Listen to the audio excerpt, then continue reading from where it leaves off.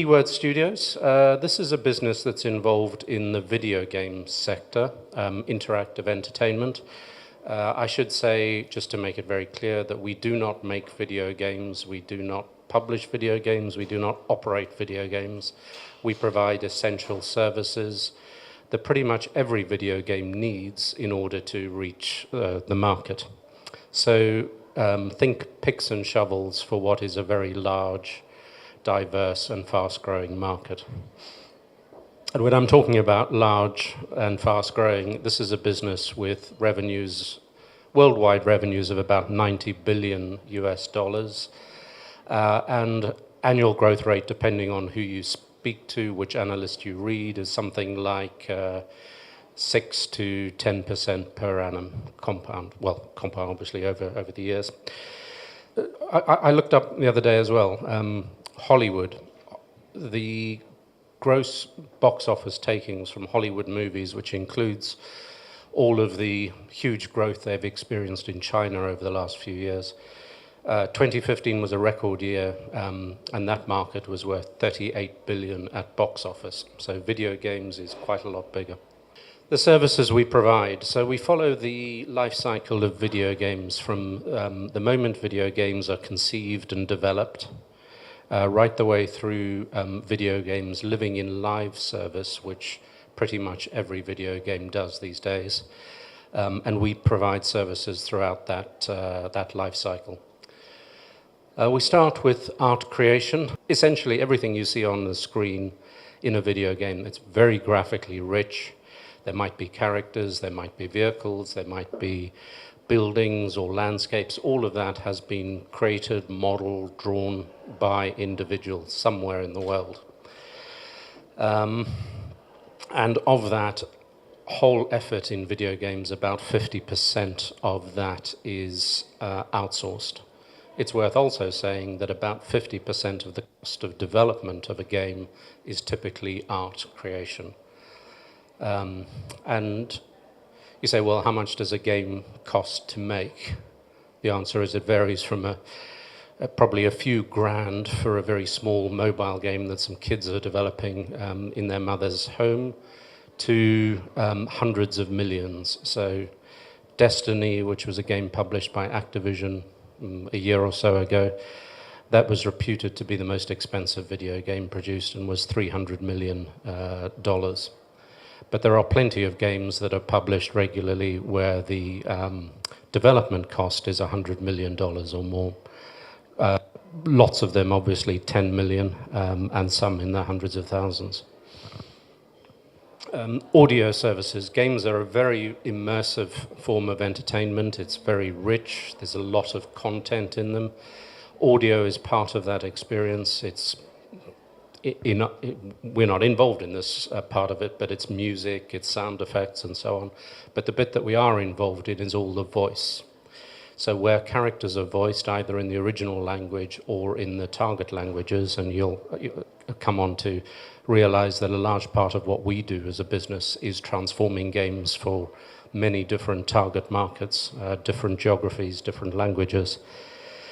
So there's a lot of spoken words in a video game. Somebody gave me a stat the other day that Halo, one of the most famous video game franchises, typical release of Halo would have something like 40 hours of audio, voiced audio in it. And when you compare that to a typical movie, a movie's got probably about an hour of talking in it. So we're talking about very large-scale content in many cases. Localization services. It's translation for video games, but it's worth understanding that nobody's interested in having a game translated so they can understand it. They need to have a game translated so they can enjoy it. And that's a huge difference when it comes to translating. This is not like a washing machine manual or something where you need to understand, you've got to put powder in the drawer. This is about really immersing yourself in it, really understanding the characters, empathizing with the characters, understanding the situation with cultural references that are important to you as a gamer. And when you're translating these games into 14, 25, 30, or even 50 languages. You've got to go through that whole sort of process for each language of effectively retelling the story. So it's quite a demanding form of translation, and does involve specialist skills. It's also worth saying that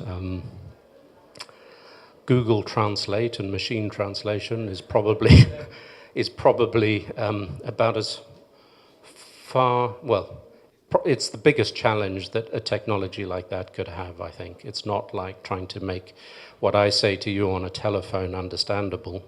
It's got to be enjoyable. So it's in the very finesse of the words and the meaning that you're conveying. A lot of humor, a lot of puns, and so on. Functional testing. Games come to us when they're at their early playable version. We have lots of people sat in secure testing facilities in various parts of the world whose job it is to play these pre-release video games and try and break them. It's not quite as trite as it sounds. It's actually very scripted in the way they approach this. They're very directed in terms of knowing what to look for and how to hard to discover issues, because you can be sure that gamers will find them if they're out there, and it's very important for the reputation of the brand, the publisher, the developer, and the franchise game itself, that those are as clean and as high quality as possible.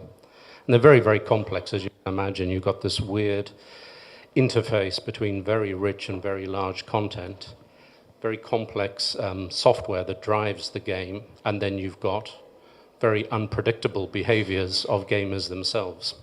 So getting a game to a point where it is bug-free is questionable, in terms of its possibility, whether anybody would go to quite those lengths to make sure there's absolutely no bug in a game.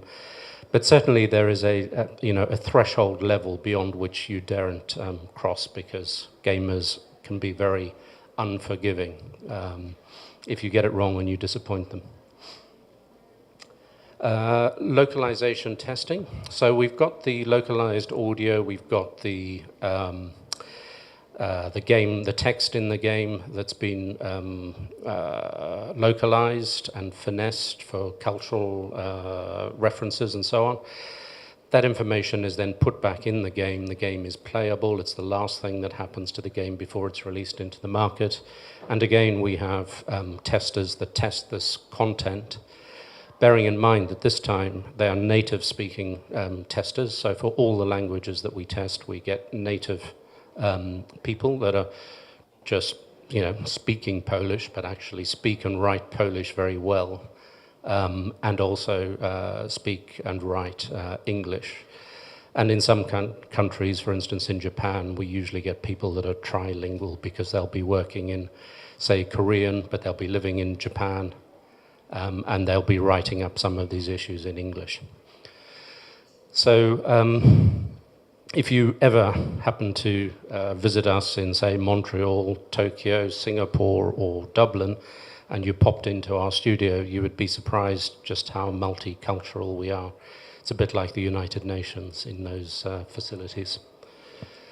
And then the final piece of the puzzle we get involved in is customer support and community management. So the game's now published, it's in live operations. The object of the exercise for the publisher or the operator of the game is to keep the players engaged in the game for as long as possible, because while they're engaged in the game, you have an opportunity to sell them more stuff. And more stuff is, in game terms, basic content. You can sell them another suit of armor, you can sell them another weapon, you can sell them another car, you can sell them a fast path to the next level of the game. But you have to provide content. So that ongoing relationship with the player, keeping them happy, is important, because the game lives on, and through that, a cycle starts where you start sending them more and more content, and that's where our services play again and again and again. Customer support, to give you an idea of the sort of issues, obviously we're dealing with things like account queries that a gamer might have.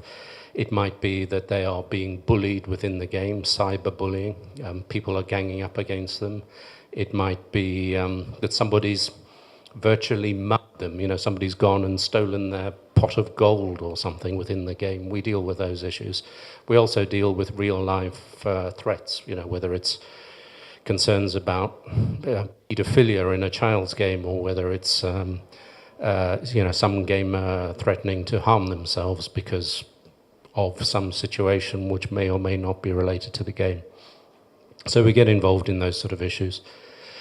We're also involved in community matters. So gamers are very passionate about the games they play. They often invest hundreds of hours in these games, and they like to talk about it in game forums, or indeed, very often, they'll just go and talk about it on any other social media platform that they happen to fancy talking about it on.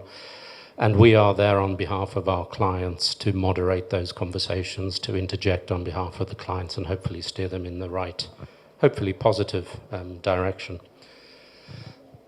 So after that quick romp through, and it's worth saying that at the moment we have 6 services. That's not necessarily where our journey ends. There are additional service lines that are not on this board, which we could conceivably enter at some point. One of those is engineering services.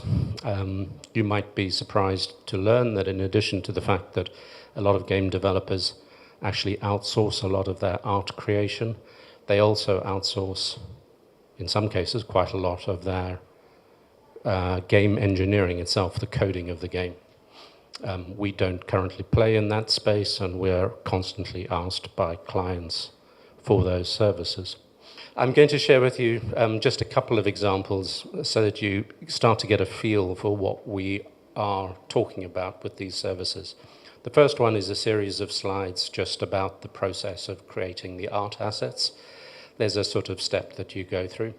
This is 3D modeling, which is the biggest part of what we do in our businesses.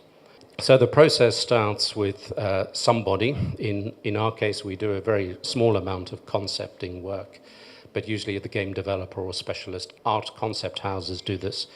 So when you're trying to build a game and you're trying to sort of set the scene, what it's going to look like, what these characters are going to look like, somebody literally has to draw it. So that's the first stage. Somebody draws this character, and then it comes to people like us who actually produce the electronic version of the character.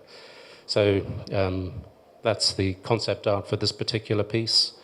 It then goes into a modeling stage. Again, this is using computer software, but we have skilled artists around the world that do this sort of work. They're having to model in increasingly fine detail anatomies or hard surfaces of tanks or cars or whatever it is.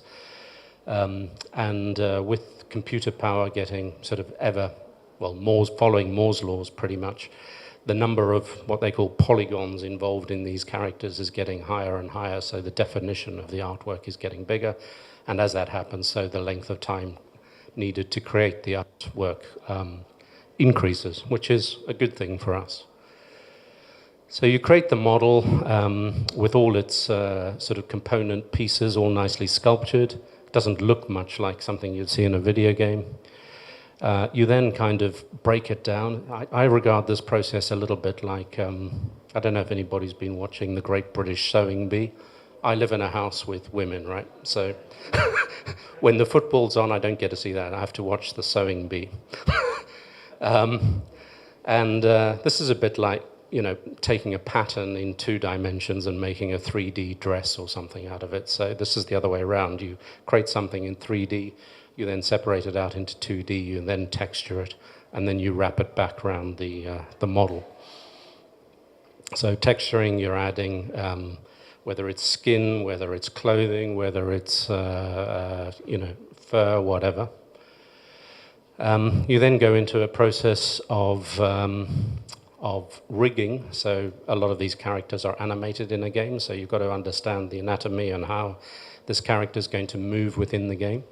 We don't move it, but we have to put effectively the computer hooks into the item so that it can be moved by the code within the game engine. And then obviously the final part is just making sure you've got the animation sequences so that it does animate in the way that you intend. Give you some sense of this, perhaps not this character, but some of these characters that we're producing will take 40 man days. Some of them will take a couple of 100 man days to create. So there's a lot of effort that goes into this.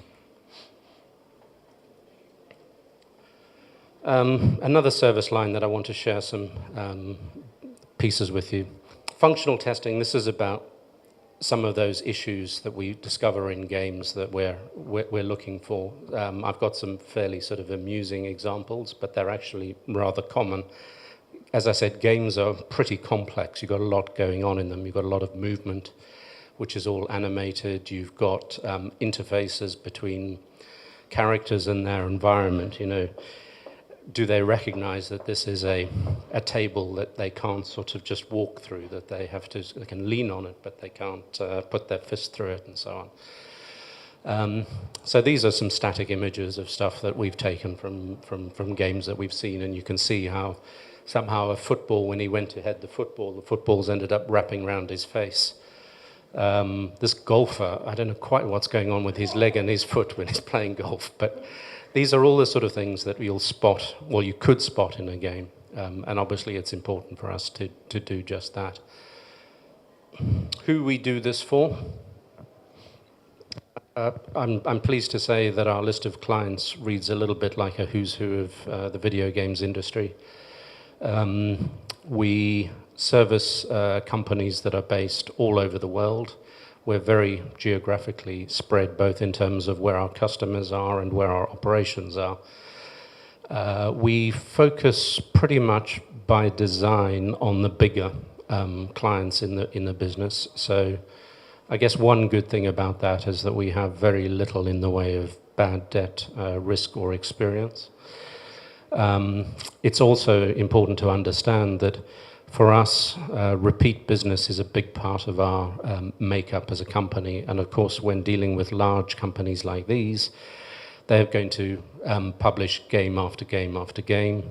And that's good for us because there's constant flow of business from these companies rather than just being kind of one-hit wonders. Our business spreads pretty well across all types of video games. So there are guys that do the sort of big console games for Xbox, PlayStation, and Nintendo devices.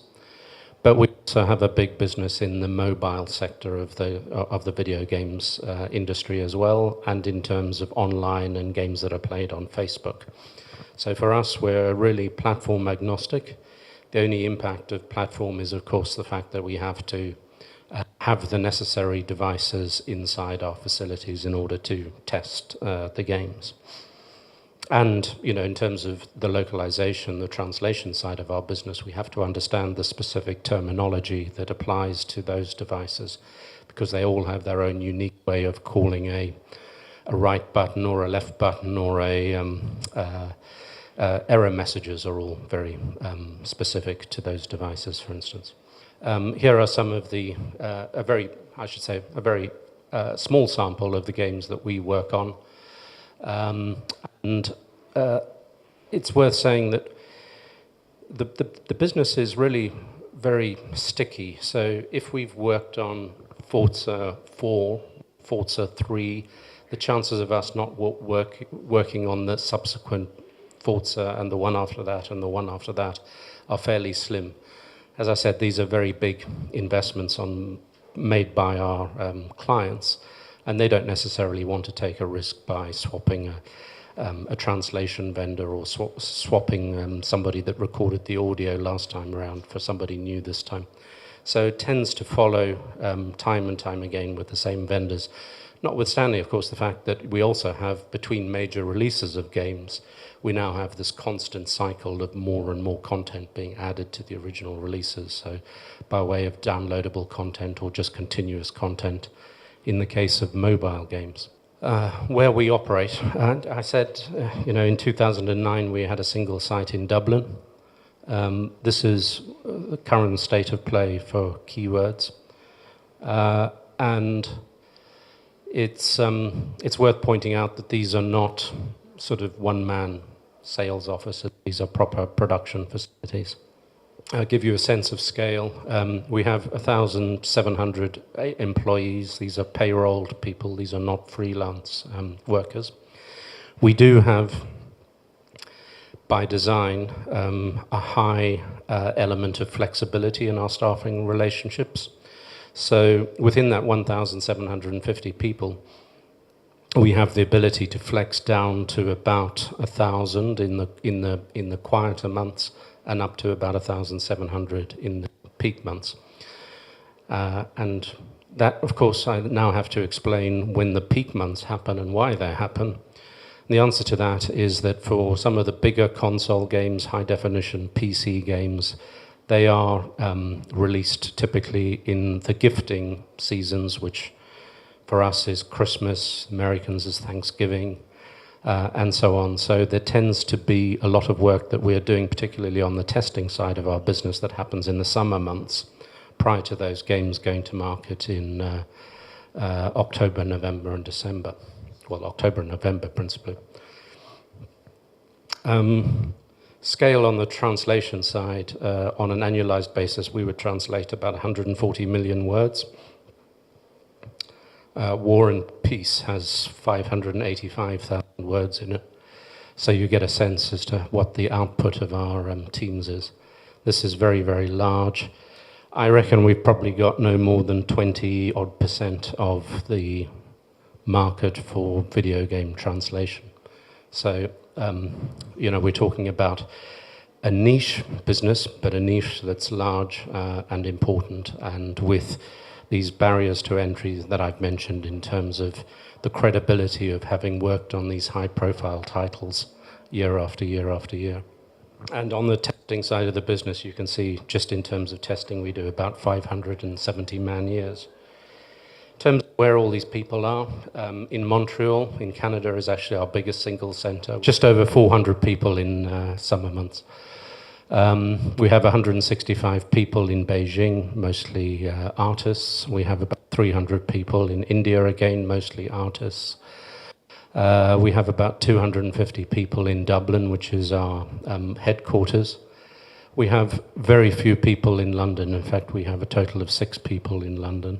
And I'll come on to that in the context of Brexit a bit later.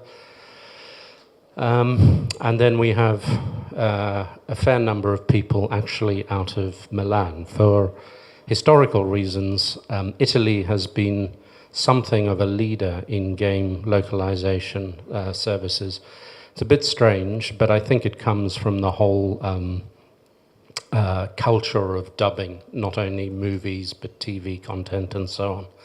So those guys seem to be really good at it, and they've at least 2 companies that we've acquired based in Italy, one called Binari Sonori and one called Synthesis, have in their own right grown to be leaders in this space of game localization. I mentioned Brexit, so keywords you might be interested in for some of our defensive qualities. Number one is the video game market itself. I don't think anybody would argue that video games is particularly prone to general economic cycles, general sort of recessionary trends and so on. There is an argument that in some cases it's very robust. The sort of logic goes that when people are feeling poorer or they're lacking in confidence, they stay in and they play video games rather than go out and spend money and go to the movies and so on. For a relatively modest outlay, you can get hundreds of hours of entertainment from a video game. That's the market itself. Our business, as I said, it's very geographically diverse. Our clients are all over the world. Our revenue spread is per this chart. So actually, US dollars are the biggest single source of revenue for us.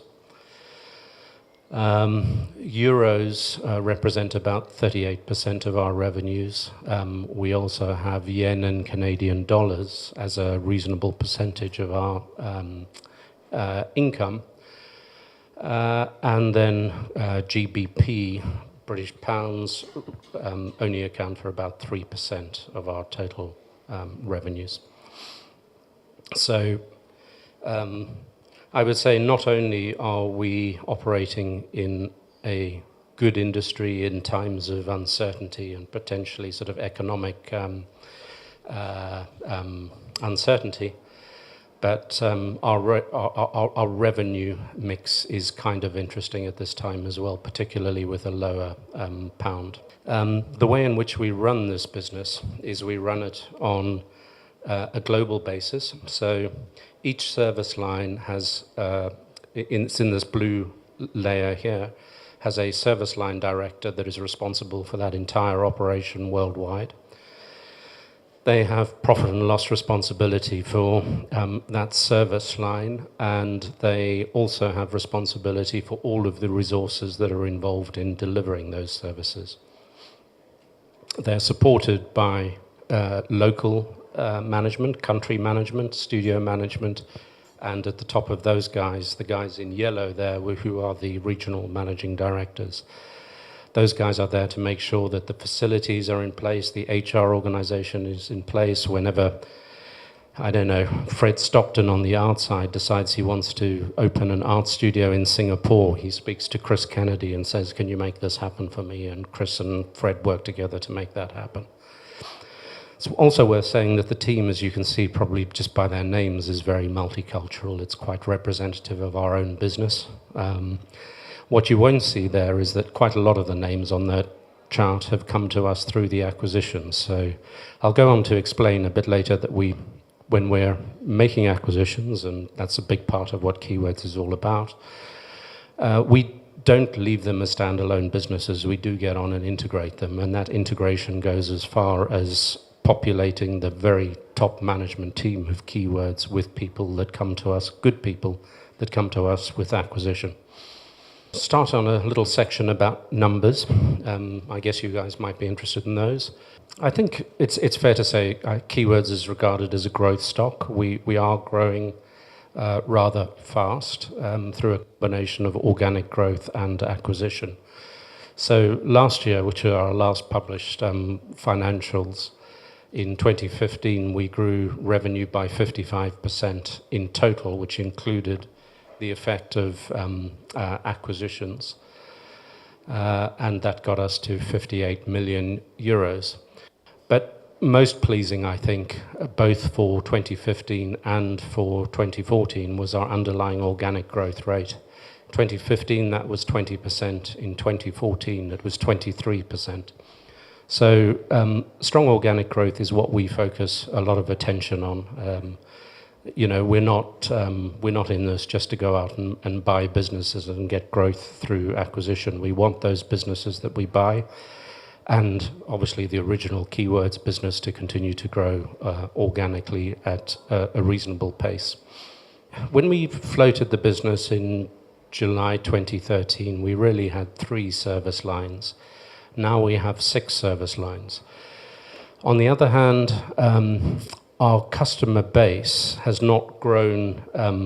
It grows every year. We add new clients to it, but proportionately it hasn't doubled or anything over that time. What's happened is that we are increasingly selling more services to the same clients. So cross-selling and being able to leverage the great reputation that we have with clients for one particular service line in introducing them to another service line from Keywords is a big part of the opportunity that we as Keywords have in front of us.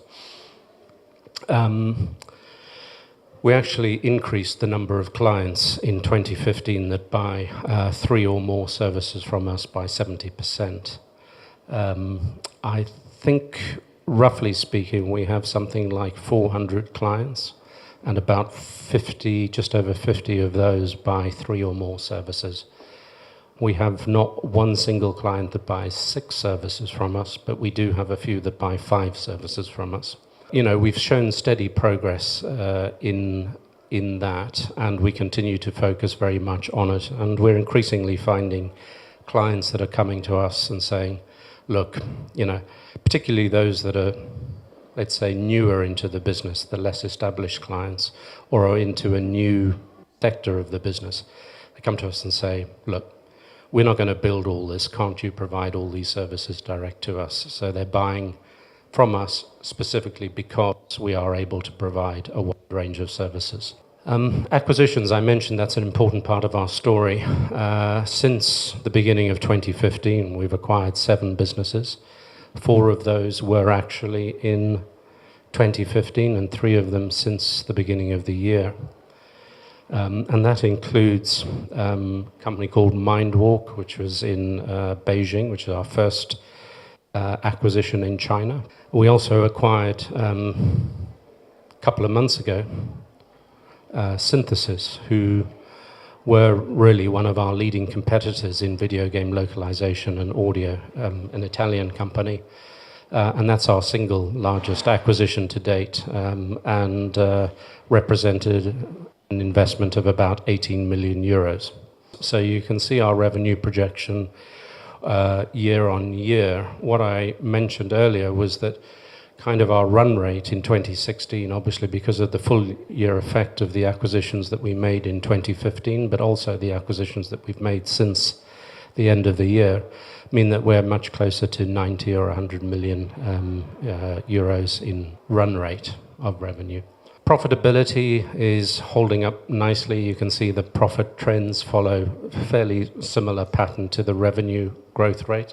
Fairly sure that our analysts have us down for 13 to 15% return on sales as a sort of longer term objective. I think we're hitting 13, 14% ROS at the moment. And dare I say it, if we really felt so inclined, we'd probably squeeze more profit out of it than we're doing at the moment. It's just that we're obviously much more focused on growth than we are on squeezing the pips. There's something there called DPS, dividend per share. It's worth saying we pay a dividend.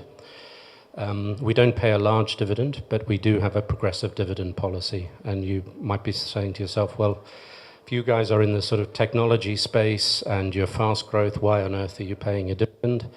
The answer is because we feel, we're a services business. We're about selling hours of work. We're about selling words translated and so on. It's fundamentally a cash generative business at heart, and we do generate roughly 90% or something. We convert 90% of our profits to cash. So notwithstanding the fact that we're growing fast and we're investing far more than we're generating in terms of cash through the acquisition program that we're running, we feel that we need to set ourselves a discipline and also to signal to the market that fundamentally this is a business that generates cash. This is not a technology business with weird income recognition policies. It's very, very easy to understand. We bill for stuff.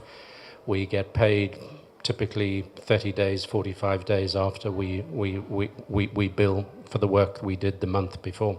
It's very, very simple. We're blessed with a nice shareholder base. They've been very supportive as well. So we've been back to the market twice to raise new funds, and I can honestly say it was a dream process in both cases. Very good demand. And also recently, as some of you might have picked up, we did a bit of a sell down from the founders of the company and myself as well. After 3 years, I sold down some stock. And again, the demand was fantastic. It was really quite overwhelming. So very pleased to have these serious names, and of course plenty more below that as well that support us. The numbers are in your pack, so I'm not going to dwell on them here. Just pick up a few highlights. One of them is gross margins. As you see there, gross margins are up to 37.6%.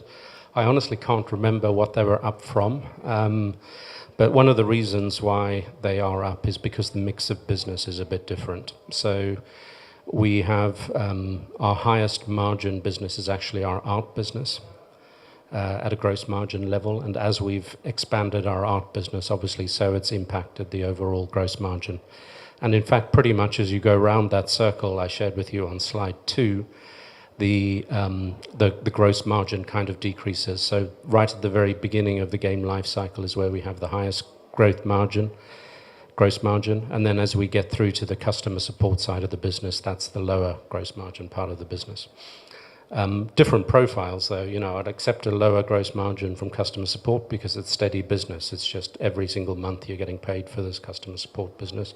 Whereas with art, you're going through the process of creating and delivering stuff, so your revenue is a bit more bumpy.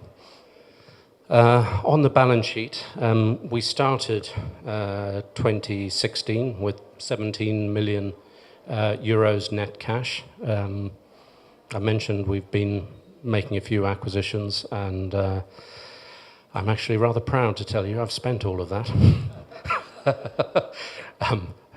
Wisely, I would like to say. Not only have we spent that, but we've also put in place our first proper debt facility, which is a 15 million or up to 15 million facility, 15 million euro facility with Barclays Bank, which allows us to use that for both acquisitions and working capital purposes. One area of our business that takes a bit longer to convert to cash is in Montreal. We benefit from something called multimedia tax credits. It's actually got nothing to do with tax. It's not really a tax credit. It's a grant that's paid on employment. So for people that we employ in direct production of video game services, we get up to 37.5% of their cost paid by the Quebec government. That's something that's not special to Keywords. It's available to anybody that happens to be in Quebec province and involved in multimedia activities. But it has taken us a while to get our hands on that cash. I think at the end of the year, the accrual of that was about 3.9 million. I'm pleased to say that since then we've had the first sort of major chunk, which I think was about 1.4 million, 1.5 million has been paid. And we're now in a much more regular cycle of submitting and receiving and processing the claims, I should say. So year on year, the fluctuation of that, apart from the growth in Montreal itself, shouldn't have a major impact on our cash conversion. As a business, we're not very capital intensive. You can imagine that if you saw our facilities, you've got space for a couple of hundred people, 300-400 people. Those are desks which are populated with machines, specialist test consoles for video games, for the Xbox, the Nintendo, you name it, mobile devices where we're testing games on mobile devices, and of course PCs. That's pretty much the extent of our investment. So that plus some server infrastructure is what we spend our capital on. And of course, as we're expanding, we're either organically or through acquisition, we're getting involved in more leased space, which needs to be kitted out and so on. So all the investment is relatively modest. It's either the replacement cycle for computer equipment or it's new hardware to support more bodies in the business, and more bodies are there to support more revenue.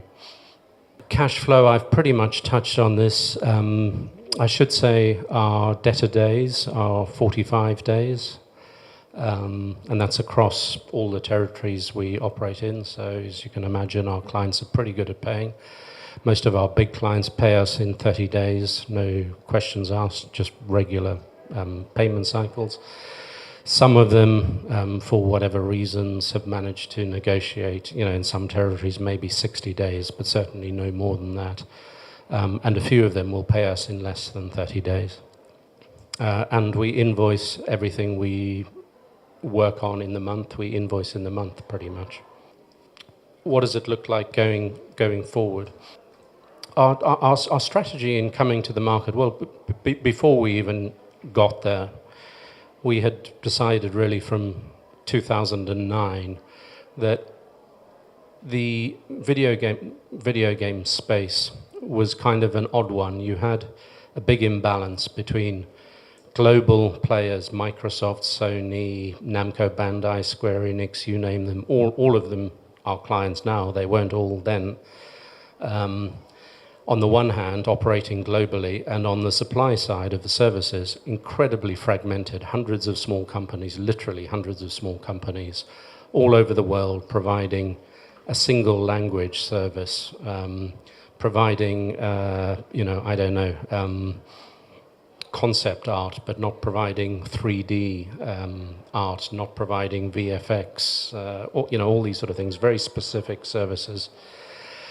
And it makes it very hard for our clients to outsource in a strategic manner. So if you look at the video games industry, it's very immature in the way in which it approaches outsourcing. It's maturing fast, and now CEOs are probably getting a little bit more strategic in how they're looking at this. But part of the reason why they weren't able to get there faster is because companies like Keywords didn't exist before. They didn't have somebody that had the global footprint, a mix of services, professional management, transparency of being a publicly quoted company, good financial discipline that they could rely on to be there year after year after year to support their needs. So we set about making ourselves the go-to provider for these services. I think we've pretty much got there. We've clearly got a lot more that we can do in terms of growing scale. But in terms of putting very clear water between ourselves and any competitors in this landscape, it's dramatic, really. And we're now at the point where we can have sensible discussions with big companies like Electronic Arts, Microsoft, and so on about proper strategic outsourcing on a global basis. So I think we've achieved a hell of a lot in the few years, 3 years since we floated. But in many ways, we're only just beginning. We've only just built the foundations for what is the next stage, which is really to say to our clients, look, guys, does it really make sense for you to have 2,000 people on your payroll doing customer support services? Wouldn't it be better if you focused your attention on monetizing the games as well as you possibly can, improving the player experience? We can take care of the more mundane sort of production elements. Still today, you have game studios that go through the same cycle every couple of years when they're spinning up the next release of a AAA title. They go out, they recruit a couple of hundred artists, they recruit about the same number of engineers, they put them in a nice studio in a nice location somewhere quite expensive, sweat them for a couple of years. When the game has been released, they have a nice party, and then the next day they start firing people because, of course, you don't need 400 people once the game's been released. That still goes on. It honestly doesn't make too much sense for the company, for the talent themselves, or for the industry. People get burnt out, they get worn out, they're having to move homes every couple of years to go and chase the jobs. So our idea is that it's a much more comfortable place for talented people to be within Keywords and have the games come to them rather than chase the games around the world. So 2016, I honestly don't think Brexit's going to get in the way of what we do operationally at all. It's not going to affect our pricing. It's not going to affect the flow of business we get from clients. It will obviously have an effect on the stock price, although somewhat unfairly, I would argue, given that we have so little exposure to GBP. Analyst consensus, again, you've got this in your pack, so you can see what analysts are expecting from us over the coming couple of years. Acquisition strategy, we continue to be acquisitive. We do have a well-developed acquisition pipeline. We've shown that we don't overpay for businesses and that we get on and integrate them. I think we do a good job at picking the acquisitions in the first place. I've said it's a highly fragmented market. We have lots of choice, which is nice. We do know the industries in which we're investing, so we're able to get to those businesses that we really think will fit well with us. Number one criteria is cultural fit. These are people businesses. So we have walked away from a couple of businesses that are nice businesses, really good businesses, but we thought that the cultural fit in the end wasn't quite right. So it's kind of, I think it's a fairly grown-up approach. You know, we're not just chasing everything because it's there. We will continue to expand our services as it makes sense. And we'll continue to selectively consolidate, as we did, for instance, with the Synthesis acquisition, where we've combined facilities and we combined teams and so on. It's not so much anymore about growing the geographic footprint. Investment summary, I think I've got most of these points across. The one thing I would just leave you with, if anybody is interested in investing in a $90 billion industry that's growing at 8% per annum, I would argue that this is a very good way in which you can do it without taking a punt on a particular game and whether that's going to be profitable or not. It's worth obviously saying that most of them aren't huge hits. Some of them are massive hits, and they go on to sell themselves for $8 billion, $5 billion dollars or whatever a few years after they've started. Good luck in spotting one of those. I've not managed it myself. So that's it from me. Just a couple of numbers questions. Could we go back to the balance sheet? Yeah. So you've got a figure in there for other receivables, 8.3. Yes. Can you remember what's in there? I can't remember it all, but it does include this multimedia tax credit of $4 million. That's in there. Work in progress would be in there as well. So we bill at the end of the month. There is always some stuff that we don't get to bill in the month, and that's recognized in work in progress. It will be billed the following month. So those are the two biggest items within that figure. Thank you. And the intangible assets there, has that all come by way of acquisition? It's all acquisition. There's no capitalization of tools or technology or anything like that. So it's all, in fact, I'm pretty sure it's all what I would have used to have called goodwill that's been attributed to the to the value of the client relationships, essentially. Well, and when you're making acquisitions, do you find that you sometimes come across companies that have dumped a lot of cost onto their balance sheet? No, not really, not in our business. You know, most of the companies we've bought have been fairly similar to us in that they're simple services business. There isn't a lot of good reason as to why you would do that. In fact, there are cases where companies that we've acquired could and arguably should have done more in terms of capitalizing R&D expenses and so on, and they haven't done, which is nice because we don't do that either. But they definitely have invested some reasonable sums of money for themselves, and they've just written it off. Sorry, just another quick question on this balance sheet, actually. If you're sitting on 19 million of cash and you're very cash generative, why have you suddenly got loans and borrowings appearing both short and long term? Oh, I thought I answered that. And a revolving credit facility of 15 million euros. Yeah, no, I spent miss it. that? I spent it, yeah. Oh, okay. Yeah. We had 17 million at the beginning of the year. Amongst other things, we acquired Synthesis for 18 million euros. We acquired MindWalk for $5.5 million. So, yeah, most of it's been spent on acquisitions. Okay, sorry, I was asleep then, obviously. I did have one other question. You mentioned getting into engineering, I think you said. Yeah. Would you do that organically, or would that be another acquisition? It would almost certainly start with an acquisition. Andrew, do you know how much you've spent in total on acquisitions, roughly? No.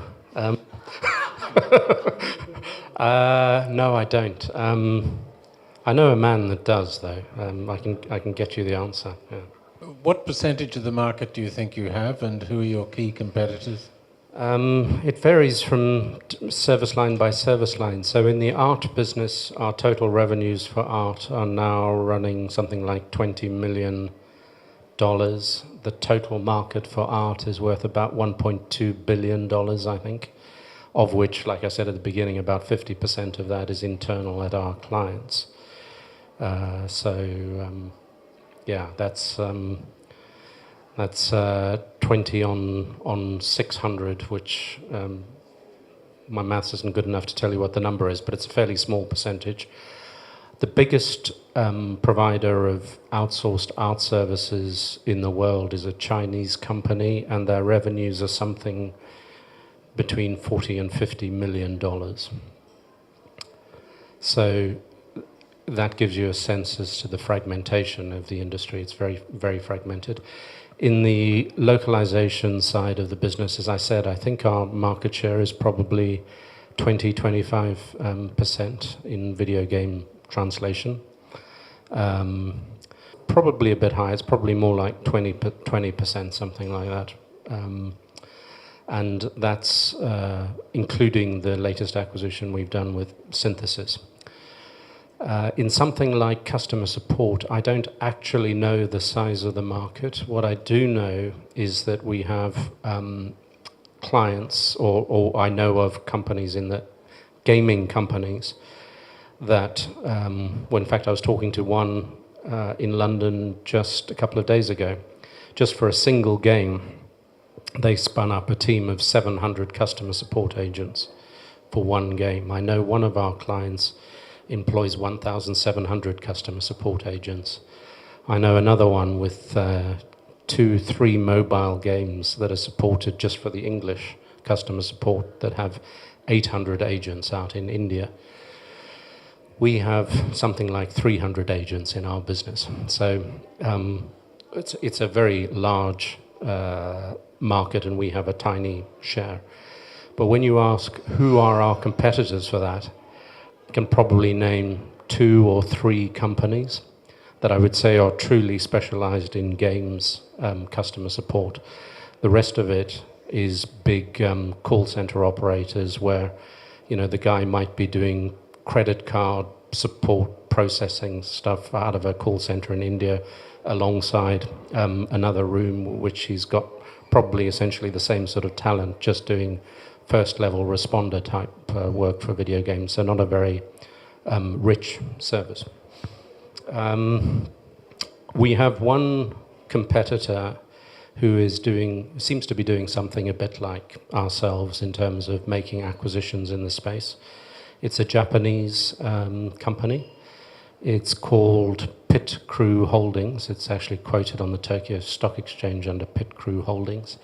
And they've made a few acquisitions in this space as well. So they would be our nearest competitor, a traders' poll to win.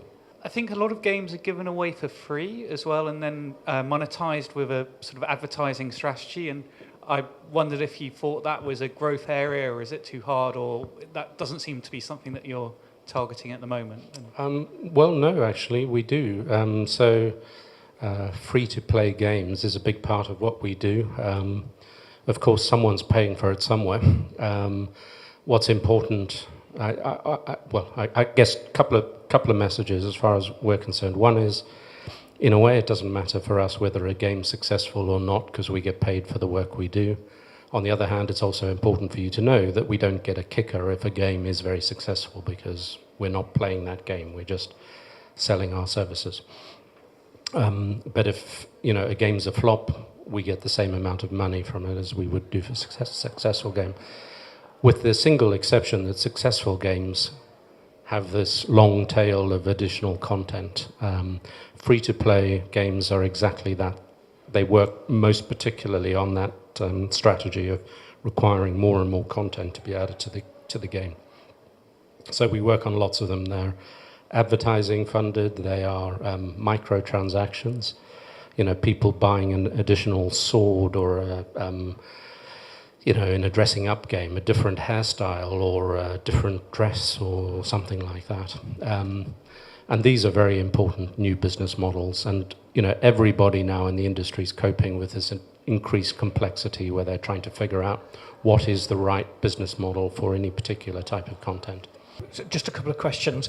One, you talked about your workforce, about 1,750, but you said you had no freelancers, but you could just flex it down to 1,000. I mean, Yep. These are skilled people. How can you turn them on and turn them off just like that? It's a good question. So the the flexing of staff happens most in our testing businesses.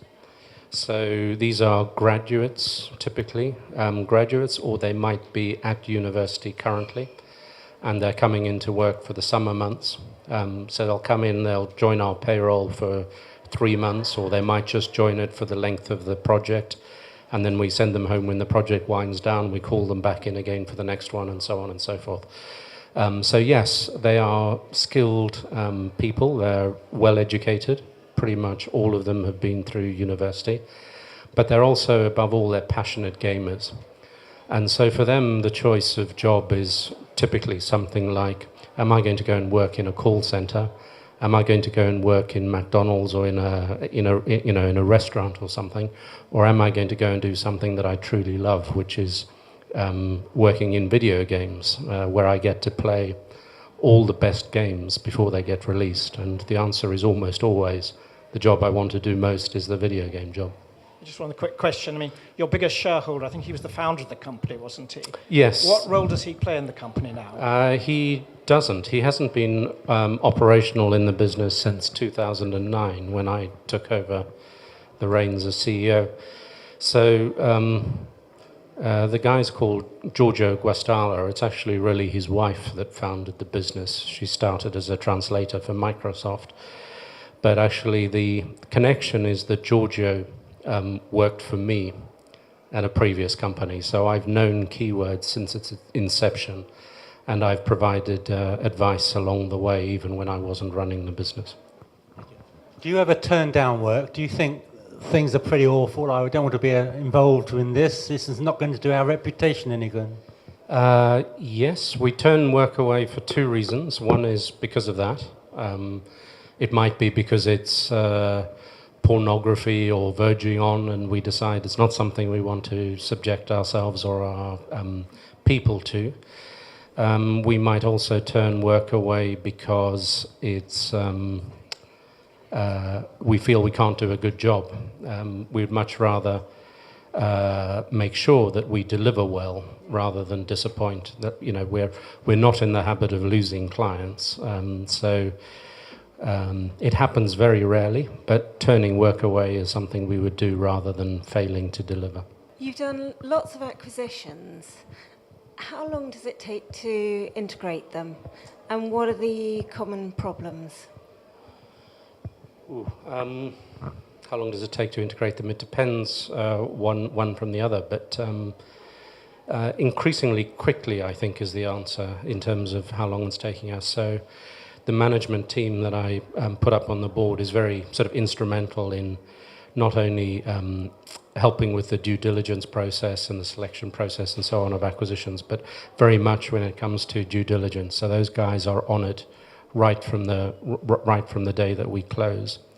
So in some cases, the integration starts literally the day after, and that's pretty much the case with Synthesis, for instance, that we've acquired recently. In some cases, and it hasn't happened for a while, where we've done an earn-out, for instance, then it takes a bit longer to get round to integrating them, because there's only so much you can sort of interfere with their business while giving them, you know, some necessary protection to allow them to hit their targets.